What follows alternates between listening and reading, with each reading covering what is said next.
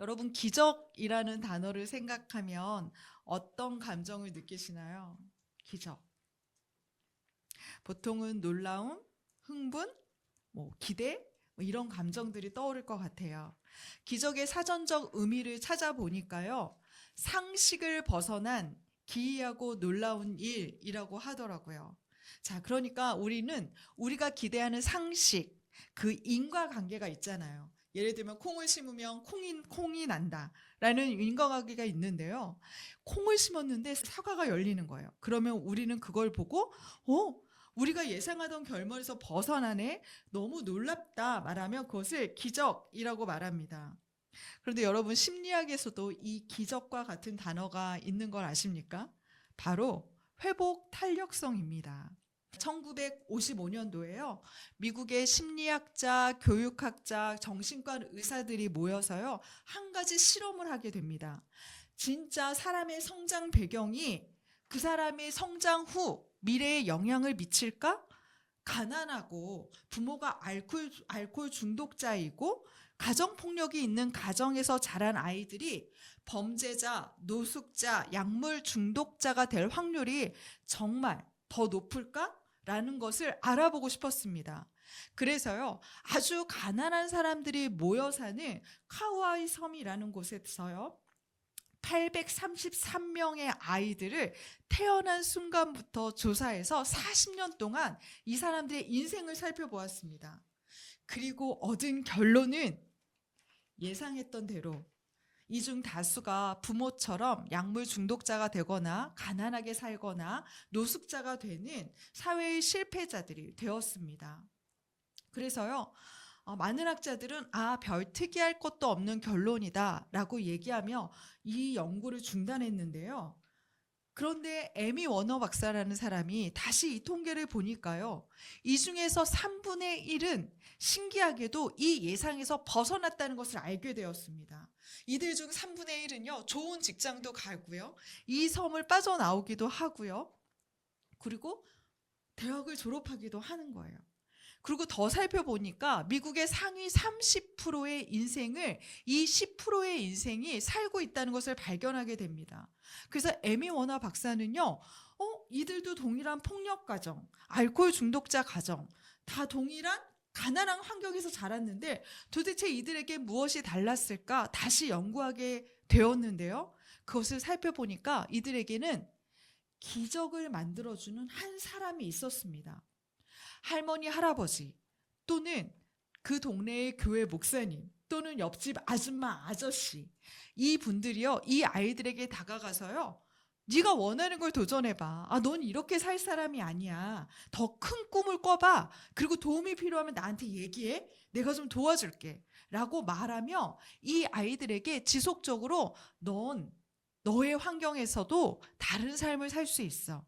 너희 부모님처럼 살지 않아도 돼. 네가 원하는 걸 찾아봐. 라고 말해주며 다른 미래를 꿈꾸게 한 거예요. 그래서요, 회복 탄력성, 이 심리학 안에선 기적은 환경이 아니라 한 사람을 통해 온다라는 결과를 도출해냈습니다.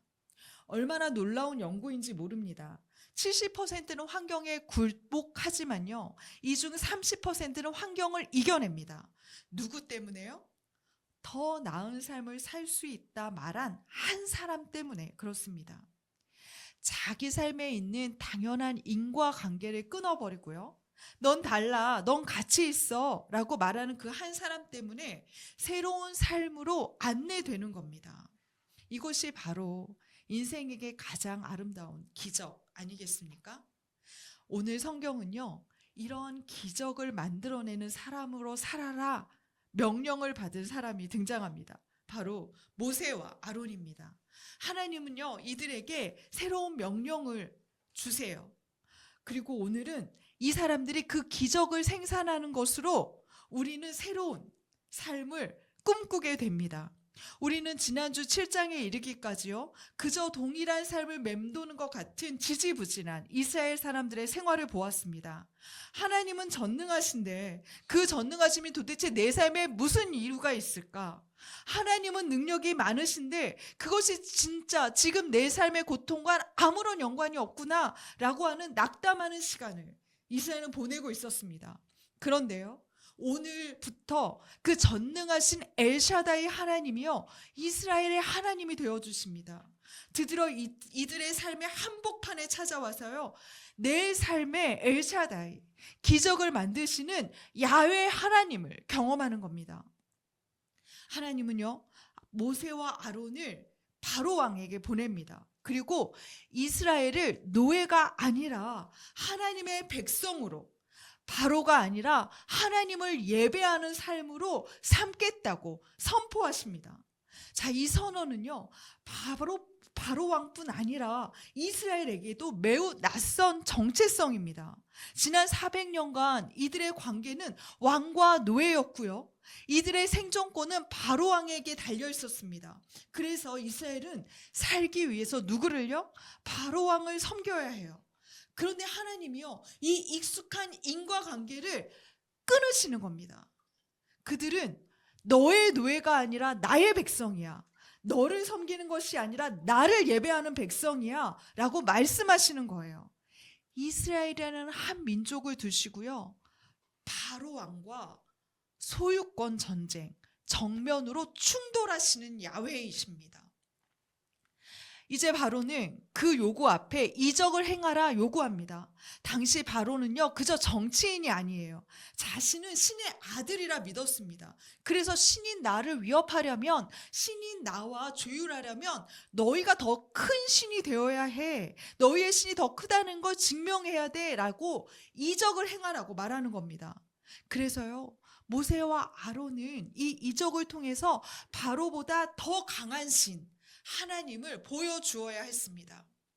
10개의 이적이 시작되기 전에요, 서막처럼 등장하는 이적이 바로 본문 10절에 등장하고 있는데요, 우리 이 10절 말씀을 새한글 성경으로 읽어보겠습니다. 시작. 그래서 모세와 아론은 파라오에게 가서 여호와께서 명령하신 대로 했다. 아론이 그의 지팡이를 파라오와 그의 신하들 앞에 던졌더니 지팡이가 뱀이 되었다. 자, 여기서 등장하는 지팡이는요, 모세의 지팡이가 아닙니다. 이 지팡이는 아론의 지팡이예요. 하나님은 출애굽기 4장과 7장 1절에서 머뭇거리는 모세를 향해서요, 너는 나의 대언자가 될 것이고 아론은 너의 대언자가 될 거야. 그래서 아론이 바로와 이야기할 거야 라고 말씀하셨잖아요. 그러니까 어떤 의미냐면요, 하나님의 대리자가 모세였다가 지금 이 순간 모세를 통해 확장되는 거예요. 아론도 이 기적을 생산하는 하나님의 대리자로 서는 겁니다.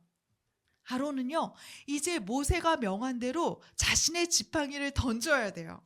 여러분, 두렵지 않았을까요? 바로에게 지팡이를 던졌는데요, 변하지 않고 그냥 지팡이였다면 어떤 일이 벌어질지 두려울 수 있었을 것 같아요. 근데 아론은 모세의 말을 하나님의 말처럼 순종해서요, 자신의 손에 있던 그 평범한 지팡이를 던집니다. 그런데 이게 바로 뱀이 되어요. 우리 4장에 모세도 지팡이를 던져서 발모로 만들었잖아요. 그건 광야에서 우리가 흔히 보는 뱀이었거든요. 그런데 여기 쓰인 원어는요, 그냥 우리가 흔히 보는 뱀이 아니라 다른 성경에선 용이라고 번역될 만큼 커다란 뱀을 말합니다. 그러니까 이 뱀은요, 굉장히 다른 의미의 뱀이에요. 자, 그럼 우린 여기서 질문하게 됩니다. 왜 뱀이 바로 왕 앞에 행해진 첫 번째 이적이 되었을까? 왜 하나님은 뱀으로 그 이적의 서막을 열었을까? 왜냐하면요, 뱀은 바로의 왕권을 상징했기 때문입니다.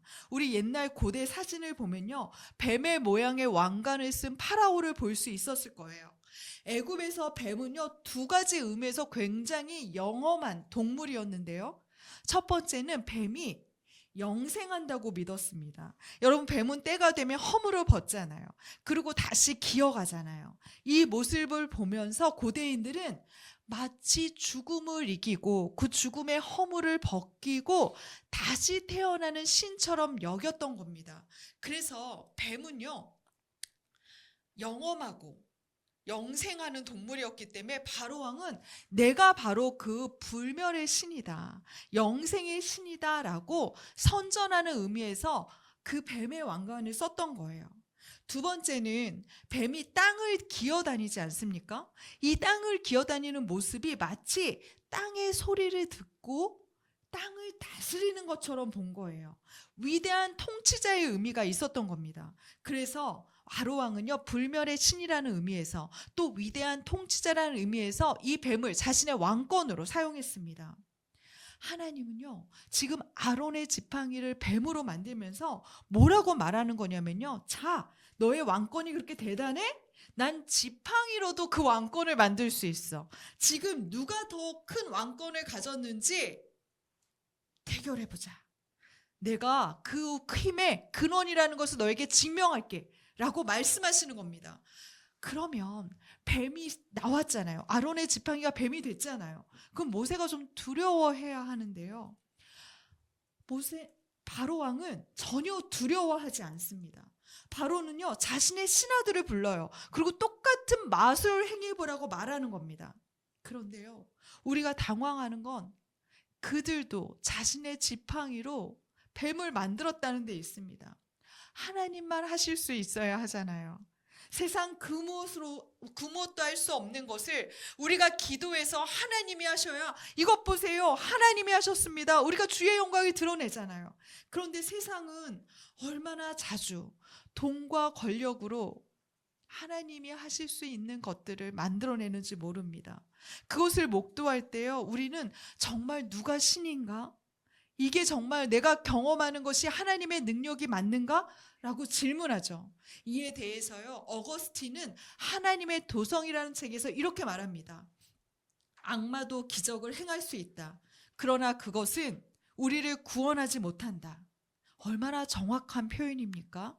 우상엔 사실 힘도 있고요, 우리를 다스릴 것 같은, 우리가 원하는 것을 만들어주기도 합니다. 그러면서 거봐, 내가 신이야, 내가 하나님처럼 할 수 있어, 우리를 위협하면서 길들이려고 해요. 그렇지만 그 안엔 참된 평안과 기쁨이 없다는 겁니다. 우리를 그저 위협해서, 우리를 유혹해서 다스리려는 거예요. 오늘 애굽왕도 그렇지 않습니까? 마술사를 데리고 다니면서요, 얼마나 많은 애굽인에게 이 기적을 행했겠습니까? 그러면서 그들의 정신을 착취했을 거예요. 하나님은요, 이 정면에 동일한 뱀을 만들어내면서요, 현상은 같아도, 모양은 같아도 결과는 다르다는 것을 말합니다. 하나님의 기적은요, 우리를 살려요. 이스라엘 백성을 구원해냅니다. 하지만 세상의 기적은요, 그저 사람을 길들이고 착취하려는 권세일 뿐입니다. 우리 지금 상황을 상상해 볼까요? 바로 앞에는 두 마리의 뱀이 있습니다. 그러면서 바로는요, 봐, 나도 너희가 행하는 것을 할 수 있어, 나도 만들어냈어 라고 말합니다. 바로 그때 하나님의 지팡이가요, 마술사의 지팡이를 삼키는 거예요. 하나님의 왕권이 애굽왕의 왕권을 삼키는 겁니다. 하나님의 힘이 바로의 힘보다 강한 거예요. 그래도 바로는 하나님을 두려워하지 않습니다. 13절에 그 이유를 말하는데요, 이는 그의 마음이 강팍하기 때문이다 라고 말합니다. 여러분, 이거 영어 성경으로 하면요, 하드하다, 딱딱하다라는 의미예요. 하나님의 심판에도요, 무너지지 않을 만큼 하나님의 기적이 내 마음에 떨어졌는데요, 그 기적이 꿈쩍하지 않을 만큼 내 마음이 딱딱하다는 겁니다. 여러분, 사실 출애굽기에서요, 하나님의 기적을 가장 많이 보고 들은 이방인은 바로왕입니다. 그가 했던 질문, 도대체 여호와가 누구시냐라는 이 질문에 답을 주듯이요, 하나님이 그의 눈앞에서 이적을 행하세요. 이렇게 은혜를 받으니까 애굽에 누가 있습니까? 하지만 그의 마음은 딱딱합니다. 그 많은 기적을 보고 누리면서도요, 가슴을 치지 않고요, 그 말씀의 증인이 된 모세와 아론을 또 쫓아냅니다. 그리고 다음날 바로는 다시 나일강 앞에 섭니다. 학자들은 매일 아침 바로가 나일의 신에게 제사를 지냈을 거라고 말하거든요. 그는 매일 아침 이곳에서 나일을 다스리는 신을 숭배한 거예요. 하나님은 그 정해진 장소에 모세와 아론을 보내십니다. 그리고 이적을 행하시는데요. 우리 20절 말씀을 다 같이 읽어보겠습니다.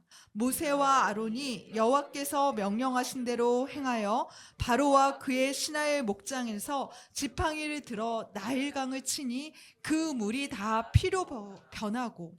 여러분, 왜 첫 이적이 나일강이었을까요? 나일은 애굽입니다. 기원전 5세기에요. 철학자 헤로도토스는 이집트, 애굽을 여행한 후에요. 이집트는 나일의 선물이다라고 말했습니다. 나일이 애굽의 선물이 아니라요. 애굽이 나일이 파생한 선물이라는 거예요. 국토 대부분이 사막이었잖아요. 그때 애굽이 이집트 문명이라는 찬란한 문명을 만들고 강대한 나라가 될 수 있었던 건 모두 나일강 때문이었습니다. 이를 보여주듯이요. 애굽의 계절은 세 계절인데요. 이 중심이 바로 나일강의 범람 시기와 같아요. 첫 번째가 홍수의 계절이거든요. 이때는 3개월 동안 나일이 범람하면서요, 사막과 같이 메마른 땅을 촉촉히 적십니다. 강에 있던 모든 영양분이요, 토지를 적시면서요, 식물이 잘 자랄 수 있도록 천연 비료를 주는 거예요. 그렇게 3개월이 지나면요, 너무도 신기하게 이 물이 다시 나일로 싹 빠집니다. 그러면 두 번째 파종의 계절을 맞이해요. 자, 여러분 보세요. 이 파종의 계절은 땅이 촉촉하잖아요. 그저 이 촉촉한 땅에 그저 씨를 그냥 뿌리면 됩니다. 그러면요, 애굽의 그 강렬한 태양이 이 식물을 자라게 하는 거예요. 그리고 너무 쑥쑥 잘 자라요. 그리고 나서 또 시간이 지나면 세 번째 수확의 계절이 오는데요. 이 시기에는 그저 열린 열매를 거두기만 하면 되는 겁니다. 이 시간들이요, 반복해서 정해진 시간에 일어나요. 얼마나 큰 축복입니까? 이 농작물이요, 애굽의 농작물의 90% 이상을 차지했다고 해요.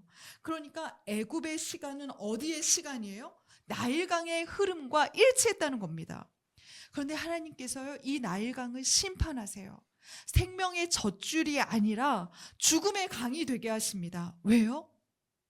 왜 나일강을 심판할까요? 그들이 하나님의 풍요로 악을 생산했기 때문입니다.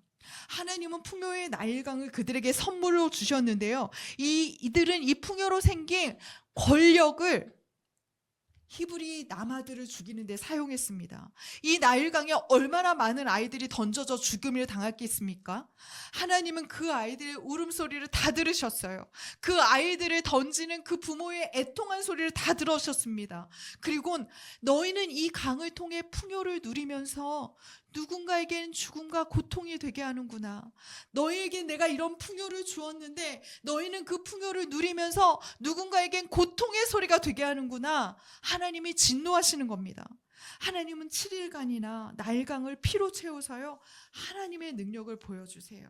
이제 이 생명의 물은 애굽인들에게 싫어하는 물이 되었고요, 고통의 물이 되었습니다. 그런데도 바로는 꿈쩍하지 않아요. 왜요? 자신의 요술사들이요, 똑같이 이 물로 피를 만들었거든요. 그런데 여러분 보세요. 그건 이미 하나님이 하셨잖아요. 그들이 정말 기적을 행하는 자들이라면 피로 젖은 나일강을 깨끗한 물로 바꿨어야 합니다. 그러니까 그들에겐 능력이 없어요. 그저 사람들을 현혹하는 눈길만 있을 뿐입니다. 여러분, 지금 하나님은요, 애굽에 사는 이스라엘 백성들을 살리시려고 기적을 행하고 계십니다. 나는 땅이 없어. 나는 노예야. 그래서 이렇게 고난받는 게 마땅해 라고 하는 이 인과관계를 끊으시려는 거예요. 카우아이 섬의 그 아이들에게 기적이 되어준 한 사람들처럼 그들에게 있는 그 척박한 땅에 기적으로 다가가 주신 겁니다. 그리고 뭐라고 말씀하세요? 너희는 내 백성이야. 너희는 애굽왕을 두려워하지 않아도 돼. 너희에겐 새 땅이 있어. 너희에겐 새로운 미래가 있어. 말씀하시면서요, 그들을 새로운 삶으로 인도하시는 겁니다. 하나님의 이 기적 이야기는요, 모세를 통해 시작되었지만요, 이제 아론으로 확대되고요. 그리고 더 나아가선 출애굽한 이스라엘의 온 역사를 하나님의 기적 이야기로 바꾸십니다. 그리고 그 기적의 결정체가 예수 그리스도 아니십니까? 가난한 자에게 찾아가셔서요, 아니 너희는 부유한 자야, 너에겐 천국이 있잖아 말씀해 주셨어요. 애통한 자에게 찾아가서요, 울어도 돼, 가슴을 쳐도 돼, 하나님이 너희를 위로하실 거야, 그 부르짖는 기도로 너희에게 힘이 되어 주실 거야 말씀하시잖아요. 저주받았다, 병들은 자다 라고 말씀하는 자들에게 찾아가서요, 아니 너희를 치료하려고 내가 왔잖아, 내가 너희를 향한 하나님의 사랑의 결정체잖아 말씀하십니다. 그리고 십자가 지면서요, 골고다 오르시는 거 아니십니까? 그 사랑이 기적이 되어서 오늘 우리가 이곳에서 그 기적을 경험하는 자로 예배하고 있잖아요. 그래서 우리는 가난하지만 복이 있다, 애통하지만 위로가 있다, 넌 그의 나라로 향하고 있는 그의 백성이야, 그 복을 누리고 있는 겁니다. 예수님의 제자들은요, 이후에 흩어져서 머문 자리마다 예수님이 하셨어야 했던 이 기적을 계속 이어나갑니다. 그리고 이제 여러분, 우리가 그 기적을 행하는 자로 초대하고 계십니다. 이 세상에는요, 여전히 희망을 보지 못하는 자들이 있어요. 여전히 자신의 삶에서 벗어나지 못하는 자들이 있습니다. 하나님이 그 사람들 앞에 여러분을 보내시잖아요. 그리고 예수님이 하셨어야 할 그 기적을 생산하는 자로, 그 기적을 보여주는 자로 여러분을 초대하고 있습니다. 그렇게 모세가 했던 일을 아론이, 그리고 이스라엘이 했던 일을 예수 그리스도가, 그리고 그의 제자들이 했던 일을 우리가 되게 하십니다. 우리 이 시간 그 주님이 초대하신 자리로 나아가면 어떨까요? 우리는 기적을 만드는 자입니다. 그 기적을 보여주는 자입니다. 그 기적을 우리의 삶으로 보게 해달라고 우리 이 시간 함께 기도하듯 찬양했으면 좋겠습니다.